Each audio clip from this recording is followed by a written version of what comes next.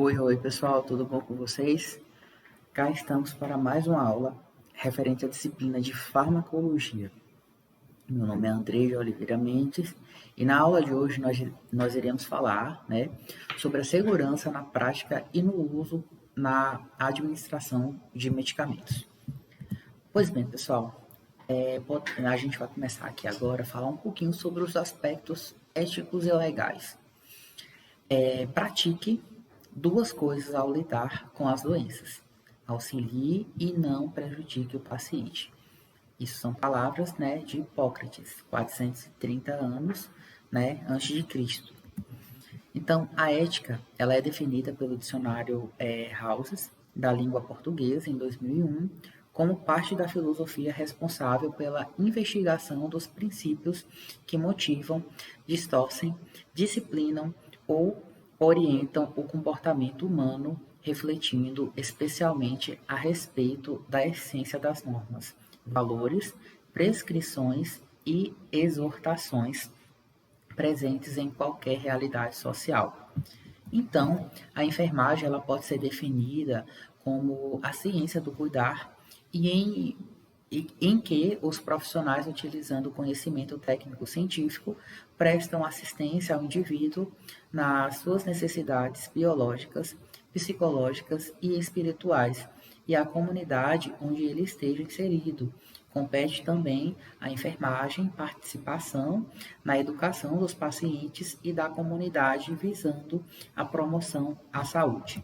Então, os profissionais da área da saúde e da equipe de enfermagem podem vivenciar no dia a dia conflitos de natureza ética, como a eutanásia, escolha por tratamentos alternativos, injustiça social, recusa de tratamento e doação de órgãos, fazendo-os refletir sobre os seus valores pessoais, que inúmeras vezes não correspondem às escolhas dos pacientes.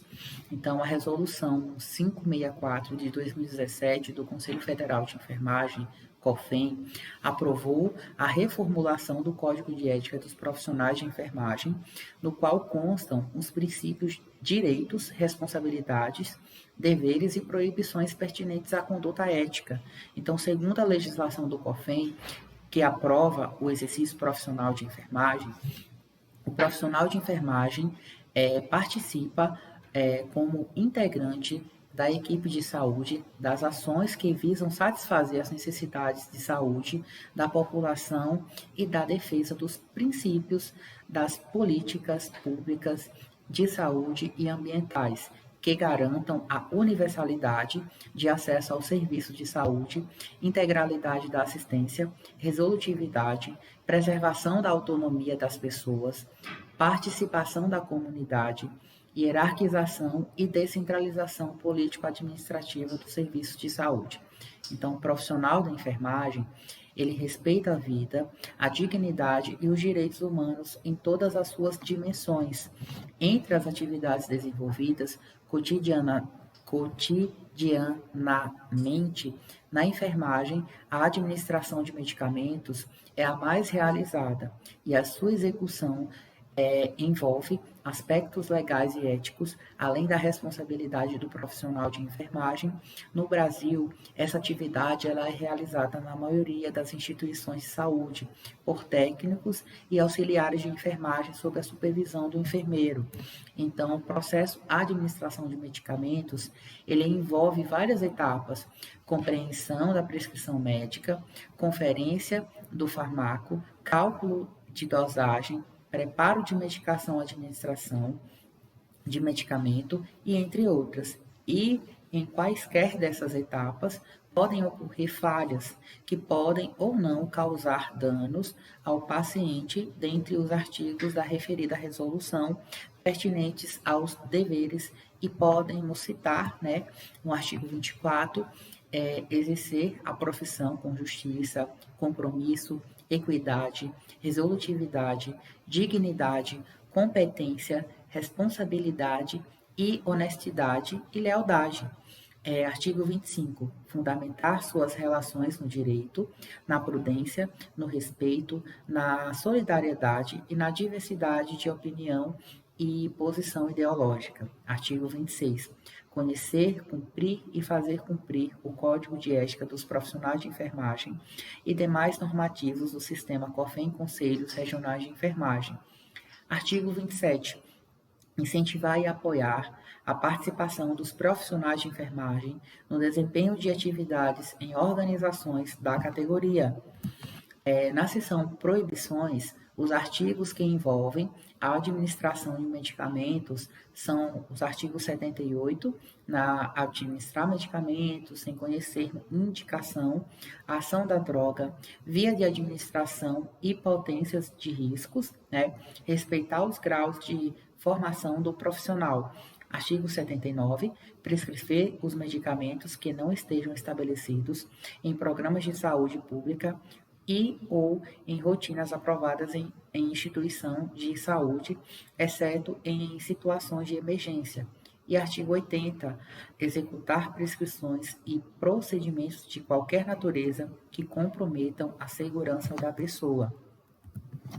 O decreto 94.406 de 87, que regulamenta o exercício profissional da enfermagem, e seus artigos 10, 11 e 13, ele determina que o técnico em enfermagem exerce as atividades auxiliares de nível médio técnico, atribuídas à equipe de enfermagem, cabendo-lhes assistir ao enfermeiro na prestação de cuidados diretos de enfermagem e a pacientes também em estados graves. Então, auxiliar de enfermagem, ele executa as atividades auxiliares de nível médio atribuídas à equipe de enfermagem, cabendo-lhe executar tratamentos específicos, prescritos ou de rotina, além de outras atividades do enfermeiro, tais como ministrar medicamentos por via oral e parenteral. E as atividades relacionadas nos artigos 10 e 11 somente poderão ser exercidas sob supervisão e orientação e direção do enfermeiro.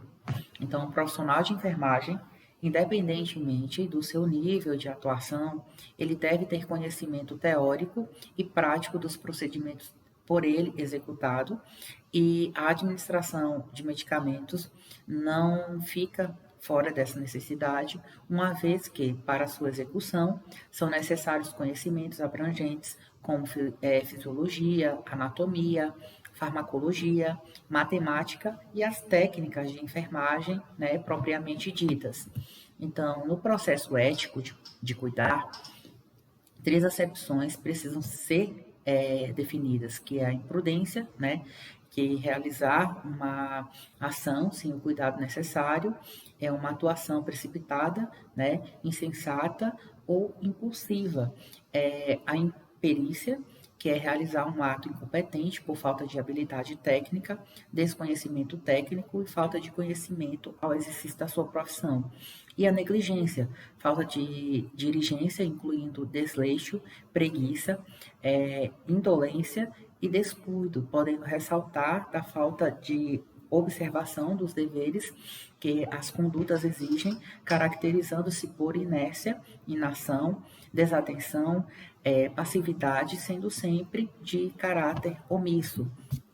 E as instituições de saúde, preocupadas com a qualidade da assistência e melhoria contínua, procuram atuar sobre essas falhas e adotam as seguintes definições conforme o manual de acreditação hospitalar fornecido por John Commission International, em 2000, na sua versão 2008.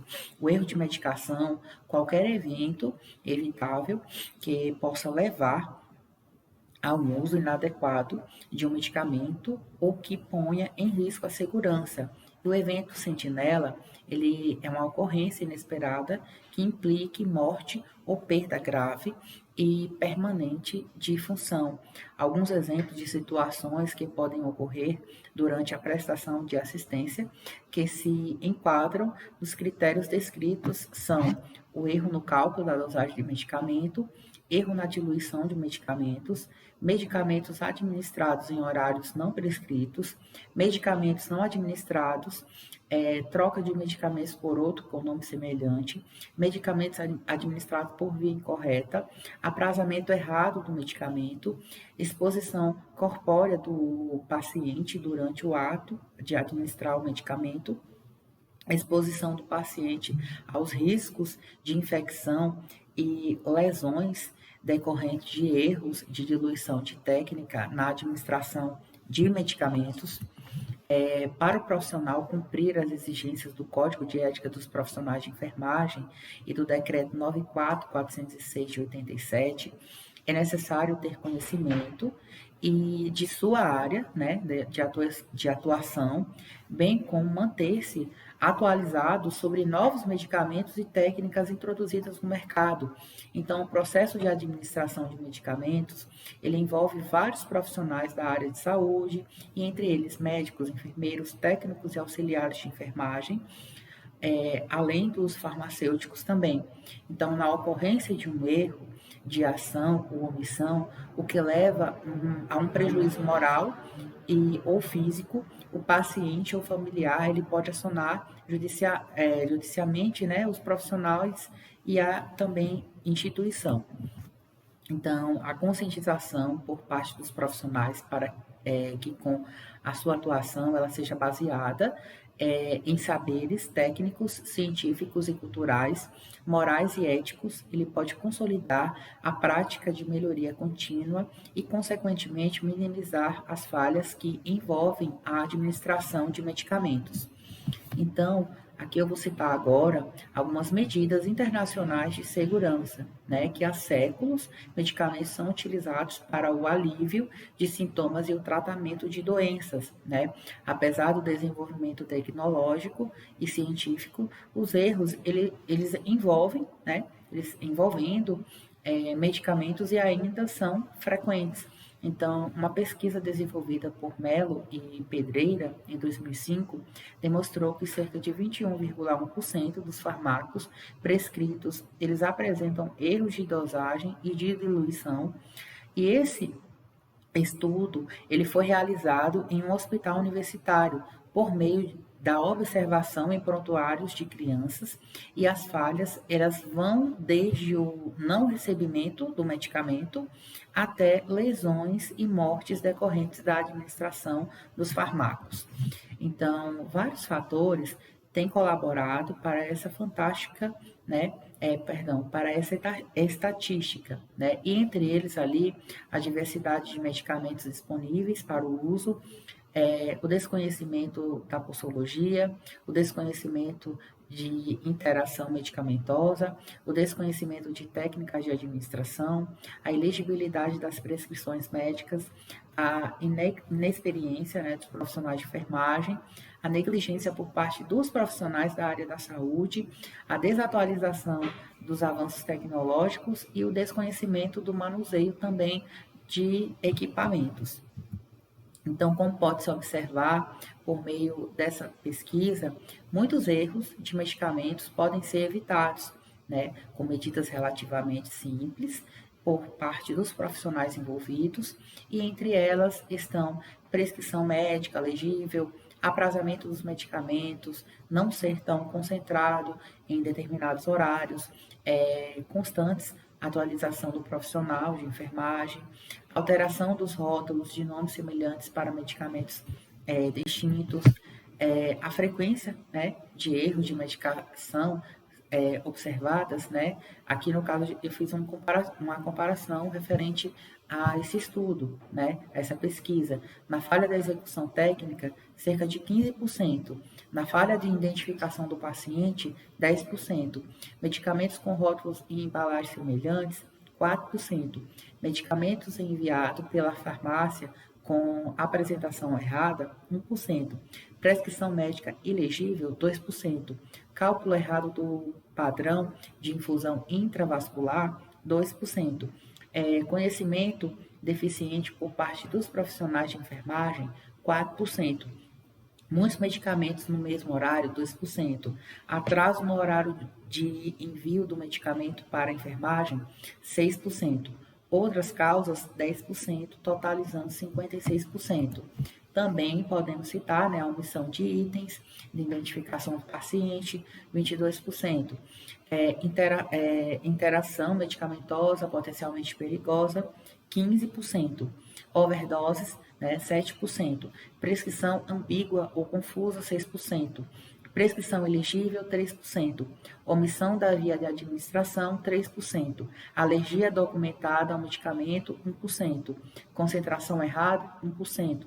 Paciente errado, 1%. Uso de abreviações e nomenclaturas não padronizadas, 3%. E, entre outros, 30%.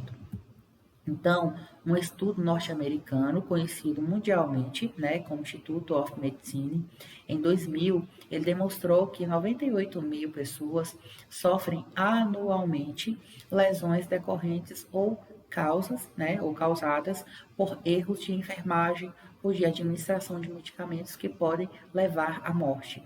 Então, esse estudo, ele foi baseado em pesquisas feitas em vários hospitais dos Estados Unidos e uma campanha mundial criada pelo Instituto Health Improvement e lançada em 2006, está em andamento e com o objetivo de proteger pacientes de incidentes e danos causados na assistência à saúde. Essa iniciativa ela foi conhecida como o 5 Million Lives e ela é voluntária e voltada para as instituições cujo foco é a segurança do paciente. E no Brasil, vários hospitais eles aderiram a essa campanha. E no caso, o processo de acreditação é certificado pela Joint Commission International. Ela define 6 metas denominadas metas internacionais de segurança do paciente, com o propósito de promover melhorias em aspectos específicos do cuidado e segurança do paciente. Então, as instituições que não forem certificadas pela Joint Commission International podem segui-las e adotá-las como a finalidade de ampliar e garantir a segurança do paciente. Então, a identificação correta do paciente, melhorar a comunicação efetiva, melhorar a segurança de medicamentos de alta vigilância, assegurar cirurgias com o local de intervenção correto, procedimento correto e paciente correto, reduzir o risco de infecções associadas aos cuidados de saúde, reduzir o risco de lesões ao paciente decorrente, né, de quedas, identificação dos pacientes corretamente, né, que a identificação correta do paciente ela é fundamental para evitar falhas relacionadas a todos os processos, desde o diagnóstico até o tratamento proposto, e algumas instituições, elas podem possibilitar a ocorrência de troca de pacientes, se consequentemente erros de medicação e entre elas. Então, os pacientes desorientados em decorrência de alterações fisiológicas, troca de leito, pacientes inconscientes por sedação, pacientes que apresentam barreiras de idioma, que não entendem o idioma do profissional, pacientes com dificuldades para falar, pacientes com diminuição na acuidade auditiva e pacientes com homônimos, né, comum no Brasil. O fundamental é que o profissional ele garanta a correta identificação do paciente antes de administrar o medicamento, né? E a instituição de saúde ela deverá ter uma rotina específica que assegurem, né, a identificação do paciente e a sua conferência pelos profissionais. E entre elas podemos citar, né, as pulseiras com o nome dos pacientes, também com código de barras individual, né, e uso do leitor do código de barras pelos profissionais antes da realização do procedimento, pulseiras com identificação dos pacientes pelo nome de conferência, também com o nome da mãe, pulseiras com identificação com o número do registro hospitalar, a troca, né, de leito, o paciente que apresenta barreira de idioma, que não entende o idioma profissional, desculpa, pacientes com dificuldade para falar, e melhorar a comunicação efetiva, né? Que neste caso a instituição de saúde ela deve ter rotinas e normas para que haja restrição de ordem verbal para a prescrição médica. Então, a permissão para a prescrição verbal ela deverá ocorrer somente em situações que coloquem em risco a vida do paciente, como as situações de emergência ou urgência. Então, melhorias na segurança de medicamentos de alta vigilância. Então, cada instituição de saúde deve criar rotinas para garantir o uso seguro dos medicamentos, medidas como uma restrição de acesso para determinados medicamentos de dupla checagem antes da administração, são exemplos de rotinas que podem ser implantadas. E um fator importante que pode ocorrer na administração de medicamentos envolve a infusão não intencional de eletrólitos concentrados, são exemplos de eletrólitos de uso frequente em instituições de saúde, né? Os citados a seguir, que é o cloreto de potássio, o KCl. A intoxicação por cloreto de potássio ele pode ocasionar paralisia flácida com parestesia e manutenção da consciência, arritmias cardíacas, bloqueio atrioventricular, desaparecimento da onda P, alargamento do complexo QRS, aparecimento da onda T, né, a apiculada, e concentração elevada de potássio no sangue pode causar morte, né, por depressão cardíaca. Portanto, o eletrólito ele deve ser diluído corretamente antes de ser administrado no paciente. Da mesma forma, o cloreto de sódio, o NaCl, as soluções de cloreto de sódio são as que se assemelham à composição do líquido extracelular. Por isso, nos casos de infusão parenteral, ela é amplamente distribuída pelo organismo, passando primeiro pelo coração, fígado e rins. E as altas doses podem ressaltar em edema e efeitos adversos, principalmente em pacientes com histórico de insuficiência renal. E o fosfato de potássio, o KMG-PO4, né, que é a solução com fosfato de potássio, e ele pode ser administrado exclusivamente por via endovenosa e em caso de administração por acesso venoso periférico, a solução ela deverá ser diluída e transformada em isotônica ou hipotônica, e ela deve-se ter muita cautela em pacientes com uso de digitálicos e histórico também de insuficiência renal. Então, a instituição de saúde, ela pode e deve determinar outros medicamentos que considere de risco e que, portanto, devam ter vigilância quanto à segurança do seu uso, e são exemplos desses medicamentos a insulina e também os psicotrópicos. Então, o aprazamento de medicamentos, ele pode ser definido como ato, né, de colocar o horário no qual os medicamentos eles serão administrados pela equipe de enfermagem para tanto profissional que ele necessita ter conhecimento técnicos e científicos sobre os medicamentos e também as patologias. Então, algumas instituições de saúde adotam horário de administração de medicamentos padronizados. Porém, o profissional que realiza o aprazamento, ele deve avaliar cada medicamento e alterar esse padrão quando for necessário. Então, diante dessas considerações, o ideal é que tal ato ele seja realizado pelo enfermeiro, mas é importante lembrar que a responsabilidade ela é toda da equipe de enfermagem, né? E principalmente aquele que administra a medicação. Então, né, os 9 certos, que é um dos métodos mais difundidos entre os profissionais da enfermagem, a fim de garantir a segurança do paciente na administração do medicamento, e ele é conhecido como 9 certos. Então, todo profissional, ao preparar uma medicação, ele precisa atentar para as regras representadas a seguir, entre as principais estratégias que podem ser aplicadas para garantir a segurança do paciente na prática medicamentosa, que está aquela conhecida, né, como regra dos 9 certos. Então, o paciente certo, o medicamento certo, a via certa, a hora certa, a dose certa, o registro certo da administração, a orientação correta, a forma correta e a resposta certa, né?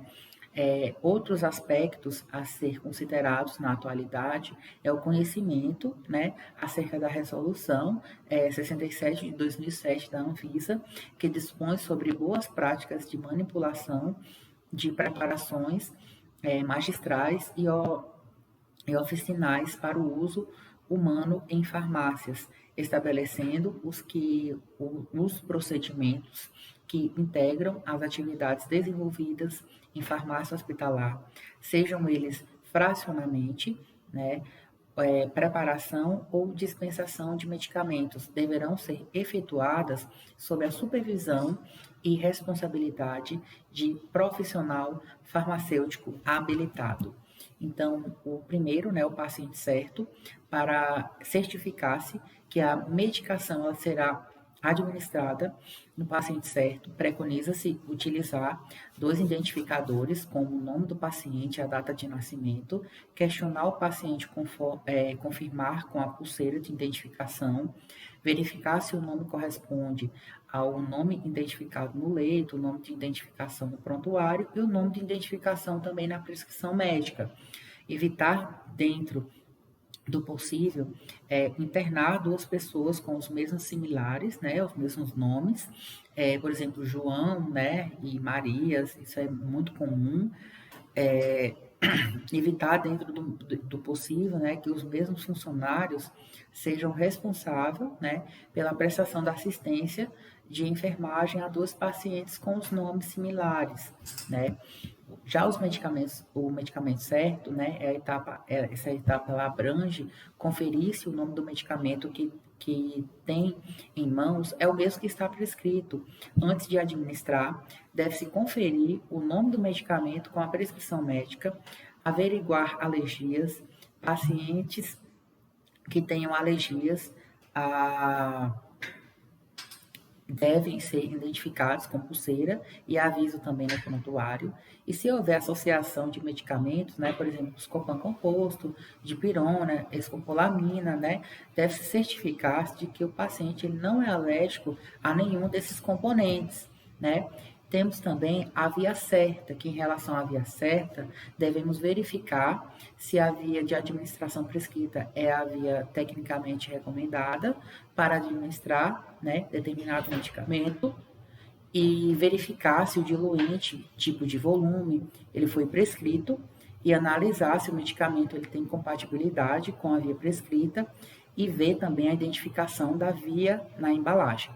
Avaliar a compatibilidade do medicamento com o produto utilizado para sua administração, seringas, catéteres, sonda, equipe e outros.